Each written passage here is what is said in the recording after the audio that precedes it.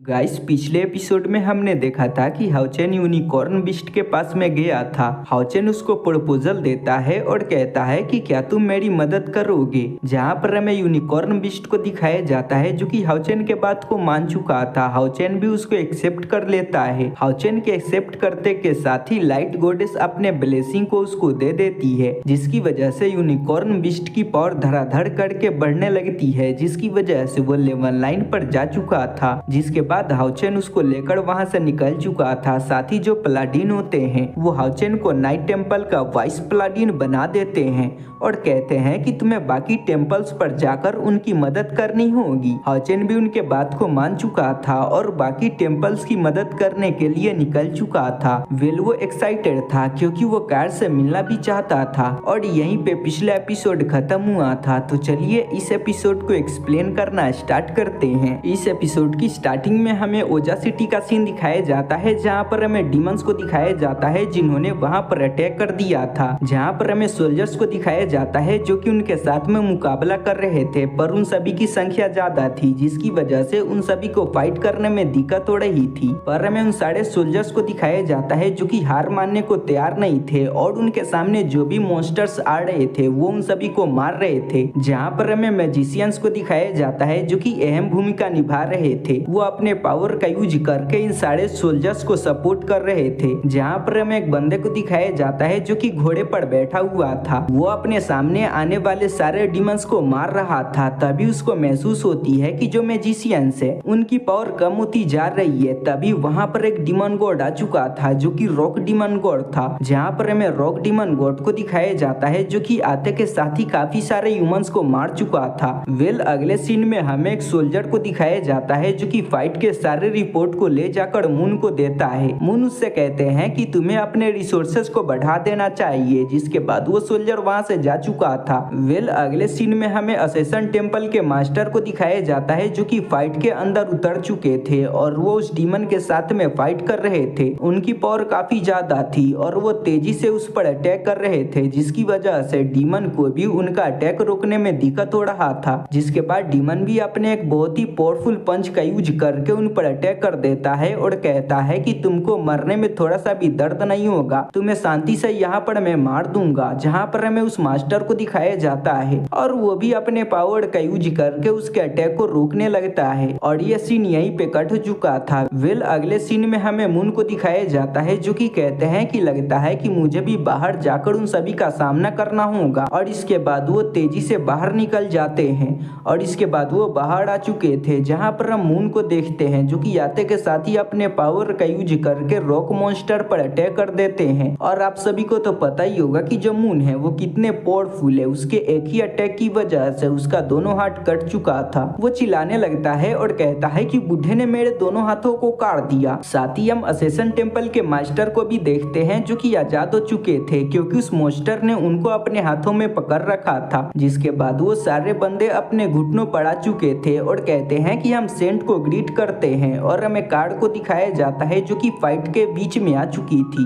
Well, इसके बाद हमें एक डीमन गॉड को दिखाया जाता है जो कि कहता है कि फाइनली सेंट, हमने तुमको खोज लिया, तुम हमारे सामने आ चुकी हो। और वो कार के आने की वजह से बहुत ही खुश लग रहा था और इसके बाद वो रिचुअल करने लगता है। और इसी के साथ में इस एपिसोड का एक्सप्लेनेशन यहीं पे खत्म हो जाता है।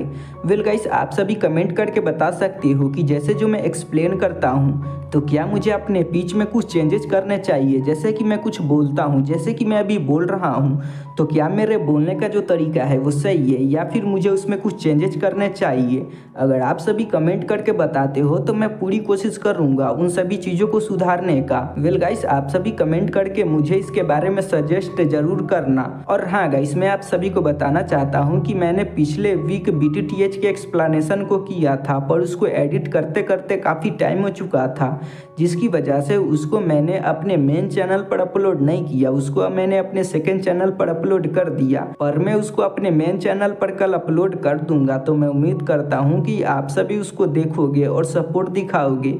अगर उस पर आप सभी अच्छा सपोर्ट दिखाते हो तो मैं BTTH के एक्सप्लेनेशन को बहुत ही जल्दी अपलोड कर दूंगा। साथ ही मैं उसके नोवेल को भी एक्सप्लेन करना स्टार्ट करूंगा।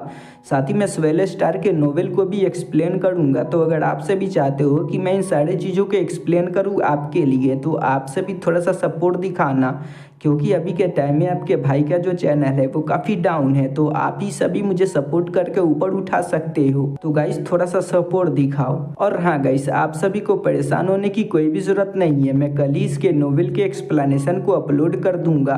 तो अगर आप सभी चाहते हो कि मैं बहुत ही जल्दी इसके नोवेल के एक्सप्लेनेशन को अपलोड कर दूँ, तो आपको मेरे माइलस्टोन को पूरा करना होगा, जो कि यह है कि आपको इस वीडियो पर पूरे 10 के व्यू कंप्लीट करवाने होंगे। तो अगर इस वीडियो पर 10 के व्यू कंप्लीट हो जाते हैं तो मैं कल ही आप सभी के लिए नोवेल के एक्सप्लेनेशन को अपलोड कर दूंगा। अगर आप सभी मेरे माइलस्टोन को पूरा नहीं करते हैं तो आप सभी को मंगलवार को ही इसका नोवेल का एक्सप्लेनेशन देखने को मिलेगा। तो चलिए मिलते हैं अगले एपिसोड के एक्सप्लेनेशन के साथ में।